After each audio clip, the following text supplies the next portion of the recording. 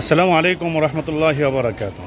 আমি এখন দাঁড়িয়ে আছি জামিয়া কাসিমিয়া তথা গাবতলী মাদ্রাসার বুকশান ইমারত প্রাঙ্গণে, গেটের সামনে। আমার সাথে রয়েছেন হিফজ বিভাগের সিনিয়র শিক্ষক, হুফাজের একজন প্রশিক্ষণ বিষয়ক সম্পাদক সদরের হাফেজ মাওলানা আব্দুস সালাম সাহেব।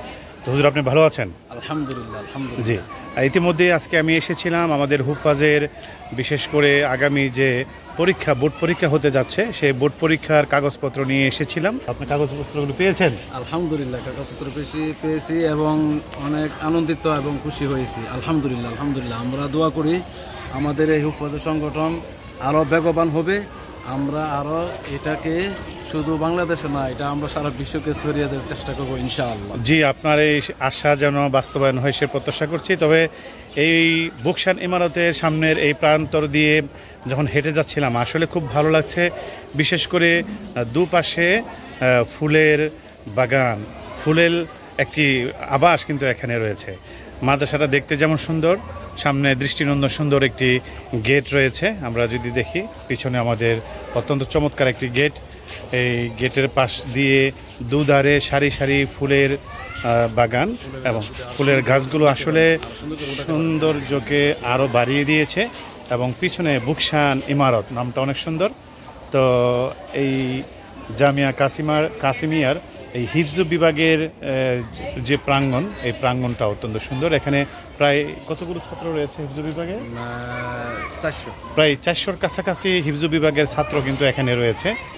তো যাই হোক, এই বুকশান ইমারতের পাশে দাঁড়িয়ে খুব ভালো লাগলো। ভালো লাগার এই অনুভূতিটুকু আপনাদের মাঝে ছড়িয়ে দিলাম। আর দাওয়াত দিচ্ছি হুফাজুল কোরআন ফাউন্ডেশন বাংলাদেশ নরসিংদী সদরের ভিতরে নিবন্ধনকৃত যত মাদ্রাসা রয়েছেন, আপনাদের প্রত্যেকেই যেন পরীক্ষায় এবং প্রতিযোগিতায় অংশগ্রহণ করে, সেই দাওয়াত রইল।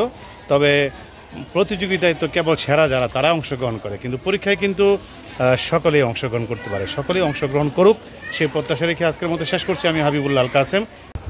দেখতে পাচ্ছি জামিয়া কাসিমিয়া মাদ্রাসার মাঠের মাঝখানে বিশাল সুন্দর বিস্তীর্ণ মাঠের মাঝখানে মসজিদ রয়েছে এবং এদিকে রয়েছে শিক্ষা ভবন।